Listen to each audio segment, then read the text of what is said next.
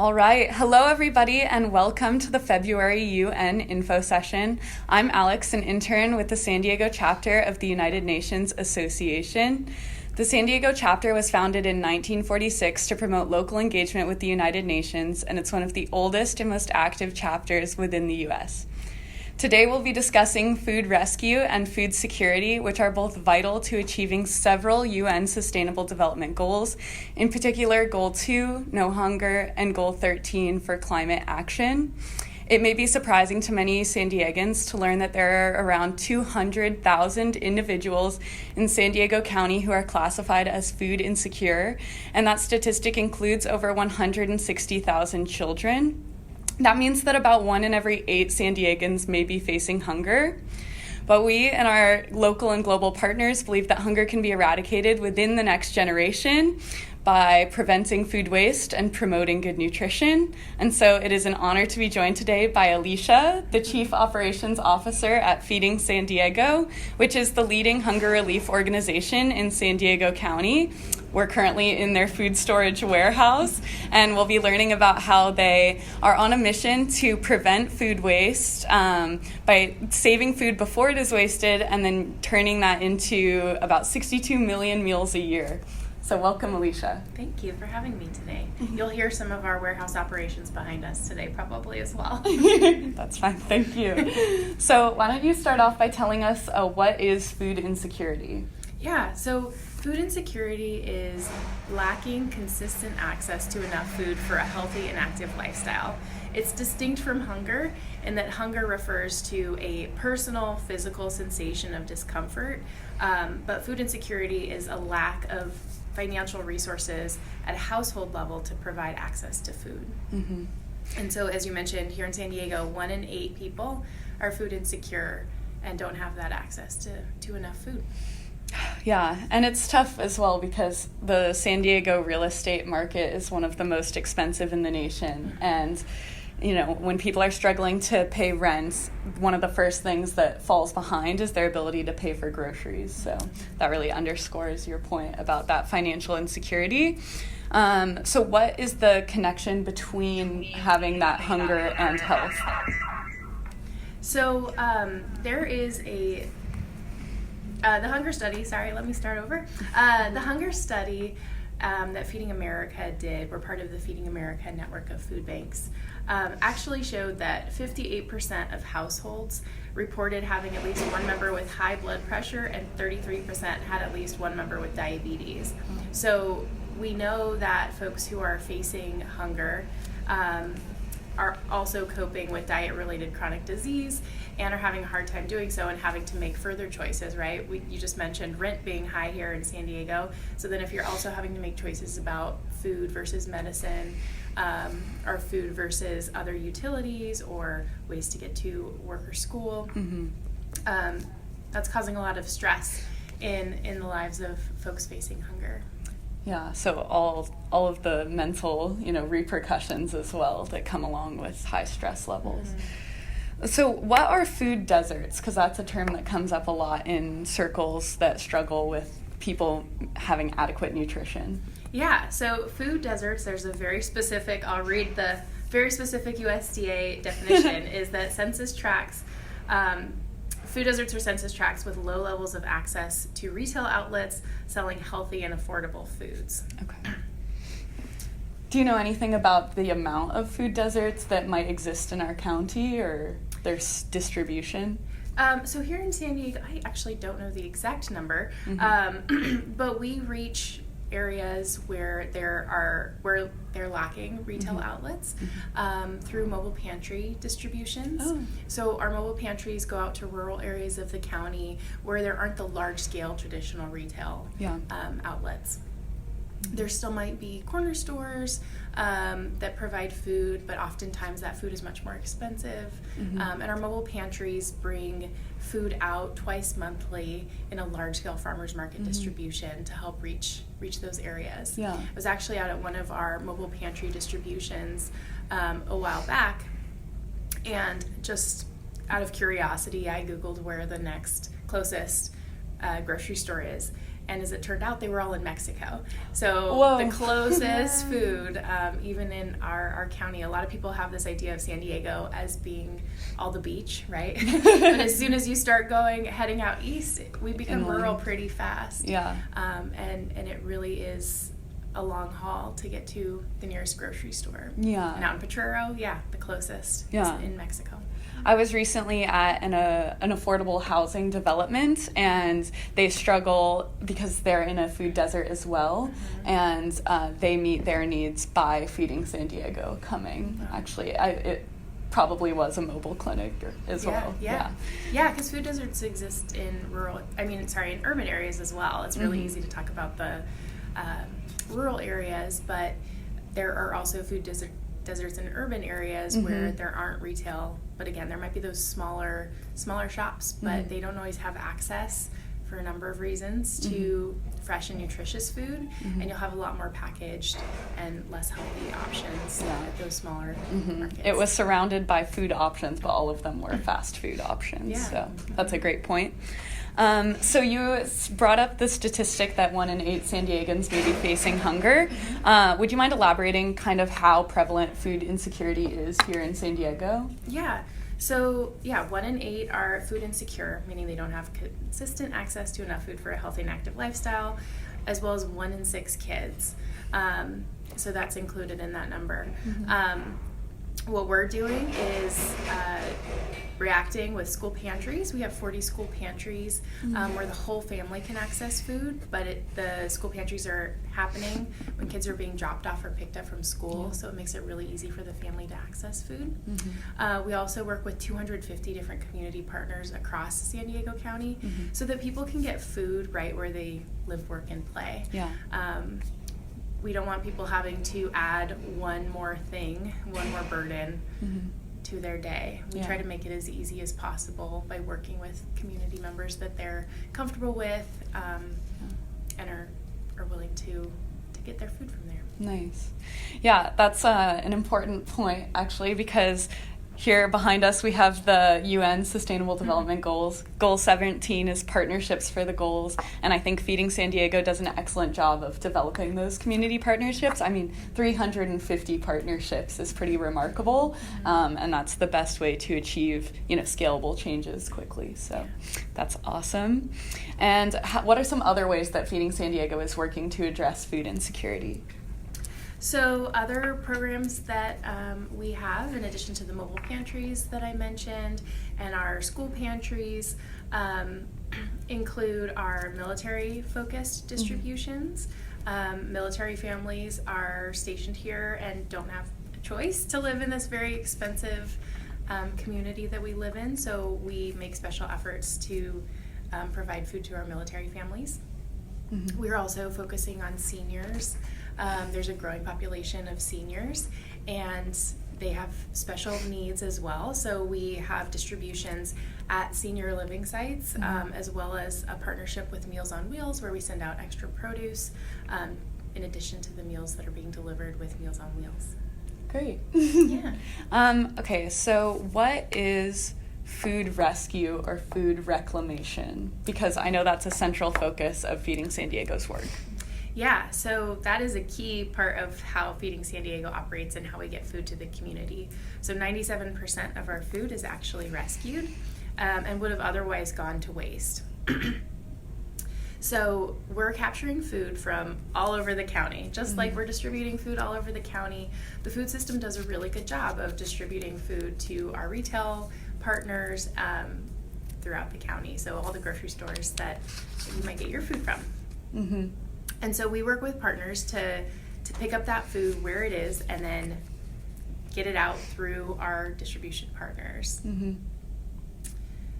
We're also capturing produce from up and down the coast and then here locally, and then also food that's coming in through our ports coming up from Mexico. So capturing produce that may have otherwise been wasted? Yes. Wow. Yeah, so often it's just because it doesn't meet our market standards, meaning it doesn't look the same as what we're conditioned to see when we go into the grocery store.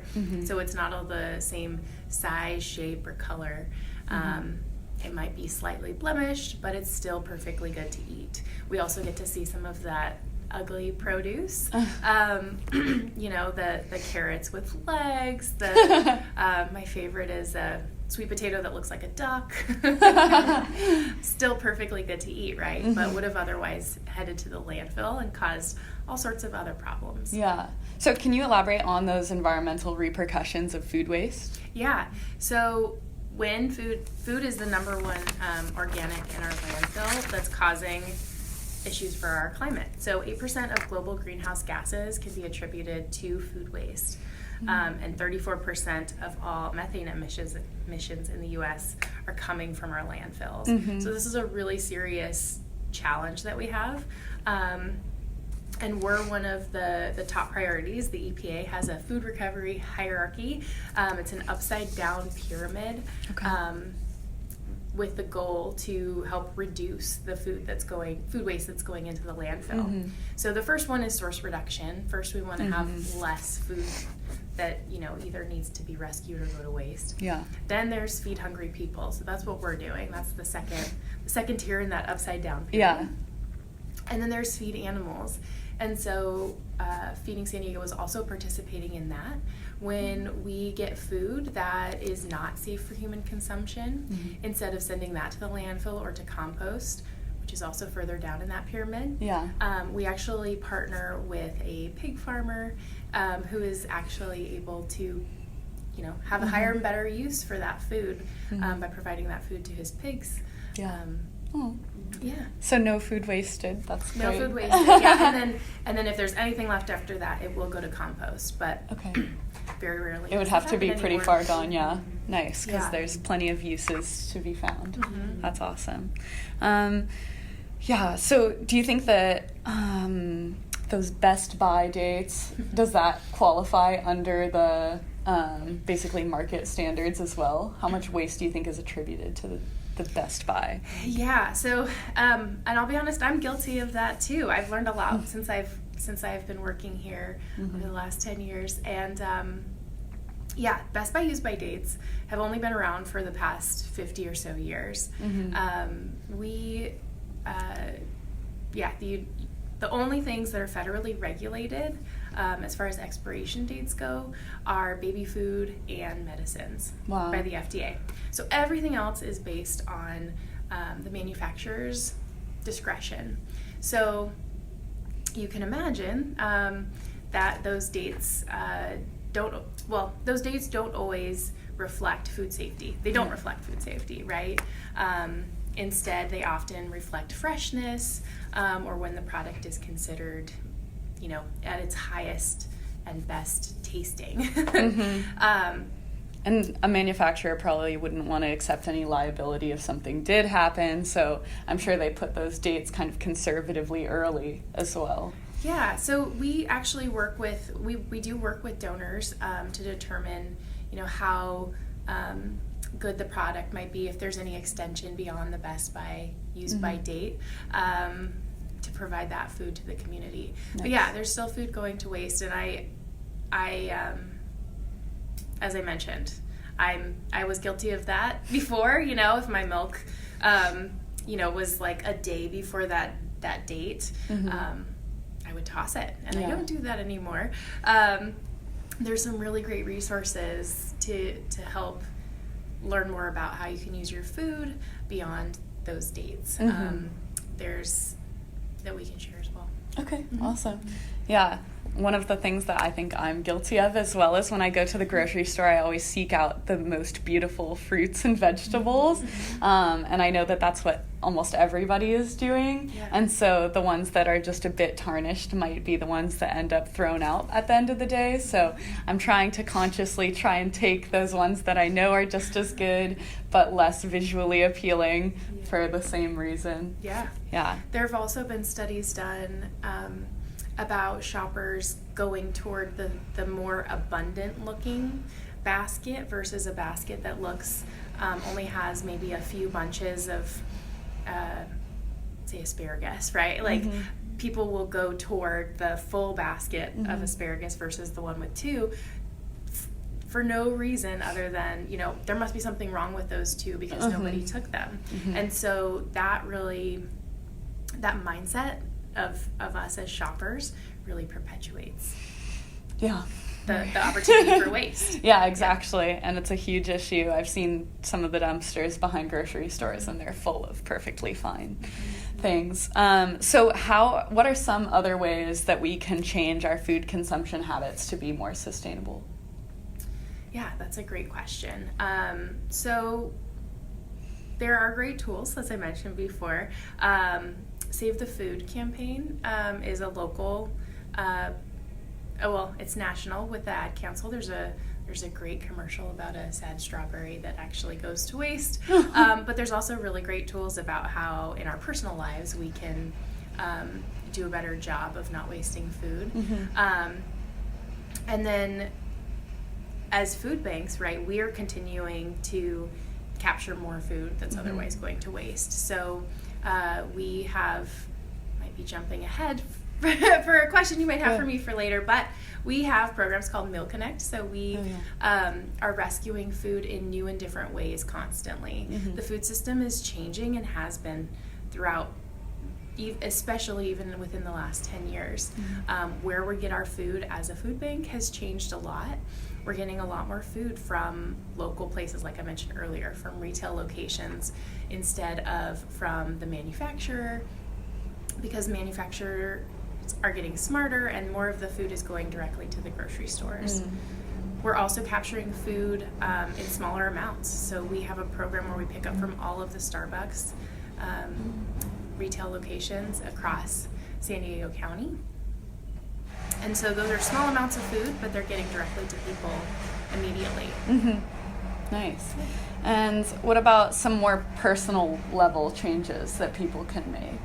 Yeah, so I think that's a great, to look at those resources, as I mentioned before, and being thoughtful about how we're shopping and some of those things that are maybe perpetuating waste, like you mentioned earlier, right? Yeah. Maybe going for some of the produce that's ugly. Sadder looking. Yeah, or maybe the leftover 2 asparagus bunches instead of going for those that are the full one. The beautiful. Yeah. That's a great point. Yeah. And making sure we only buy, the things we need, because I think people, especially those who shop hungry, end up buying quite a bit more, and then things go to waste in the fridge. Learning how to freeze things, that's another great tip. So, yeah, I think that I am out of questions. Is there anything that I've missed that you would like to talk about? And in the meantime, anybody who's listening in can go ahead and type in questions into our chat, and then we'll go ahead and ask some of those afterwards. Yeah. I'll share a little bit more about Meal Connect. So we recently launched within this last year a new way of using Meal Connect, which allows donors to post directly to through mealconnect.org a donation, and the app then connects our volunteers. We have volunteer drivers that we've trained in food safety to go pick up that product and then deliver it to a partner agency to get it out to the community. So it's a really cool way to use technology to rescue more food. That's so awesome. Good for Feeding San Diego. Good for the community. Yeah. Very cool. Yeah, just to underscore the importance of some of the things that you were talking about. I mean, I think that the work of Feeding San Diego relates directly to Sustainable Development Goals 1 and 2. So that's no poverty and no hunger. And part of that we talked about in terms of people not having enough income to potentially pay off their rent or their medicine, as you mentioned, and so their grocery bills, slip behind, and they end up eating worse and worse, which impacts health. And the reasons that those are goals number 1 and 2 out of the 17 Sustainable Development Goals is because if we don't solve those 2 first, we won't be able to achieve things like quality education or gender equity or the 15 other goals that are required to improve societies around the world. So without food, you really can't do much else, right? Exactly. Food is one of those basic needs that to build on anything else, you need enough food. Exactly. All right, let's see. Audience question. What are some of the long-term strategies that are being used in San Diego and across the nation to stop food insecurity at the root cause? That's a good question. So there's a number of different ways to approach that, and a lot of that's the really tough stuff, right? Yeah, it's a tricky question. Yeah. So as Feeding San Diego, our big focus is on partnerships. So we use partnership. We think that partnerships are core to solving hunger and to making any real change in our community. So we are partnering with, as I mentioned earlier, community partners who are part of the community. And so there's a number of our partners that have wraparound services, so they're providing food as a core part of what they do, but they're also providing job training. They're also providing skills that are helping folks to make ends meet. You mentioned that you have volunteered with with the UCSD Free Health Clinic, right? So helping through healthcare partnerships is key as well. Again, trying to break that cycle of stress that food insecurity causes is key, I think. Nice. So basically addressing those primary insecurities in terms of income, employment, healthcare, and then that will eventually trickle down. Yeah. And we work in we're part of a network. We are a network of hunger relief and social services in San Diego County. So what we do well is get food to people and provide food. And we know that that's not gonna solve all challenges. That's why we partner with others to provide best service to folks in need. Awesome. Thank you. Any other questions? Okay. Lauren says, thank you for the abundance of information. I simply want to thank you and Feeding San Diego for your work across San Diego. As a military family, your organization has truly helped erase the stigma associated with food insecurity. Wow. So that's very sweet. Yeah, that's awesome. Thank you. And one more question. How does Feeding San Diego make sure they reach everyone who needs food? That's a great question. We work really hard to do that. I think that there's still opportunity to keep improving. We believe in continuous improvement. One of the challenges that's been identified across the Feeding America network is people knowing where distributions are, right? So sometimes folks are not going to distributions not because they don't exist, but because they can't find the ones that exist next to them or closest to them or open at a time that they're also available. So all of our partners are listed with 211, which is a great resource that a lot of people also don't know about. 211 is a national hotline that you can call, so from here in San Diego or anywhere else in the country, to gain access to resources. So you can learn about CalFresh, which is the SNAP program here in California. It's called CalFresh. It's an important government program where people get an EBT card, an electronic benefit transfer card, looks like a credit card, that's loaded if you qualify with money, so you can shop at a grocery store. And then also help to connect you to emergency food at pantries that we're partnering with. So that's a key thing, I think. First is just knowing where can you get food. And then we use, so again, being part of Feeding America helps us get access to some really great information. So every year Feeding America does a Map the Meal Gap study, which helps us understand at a county level, first of all, the first pass is at a county level, where food insecurity exists. And so there's a map that shows us kind of in a heat map, the darker colors showing more food insecurity, the lighter colors showing less, where hunger exists.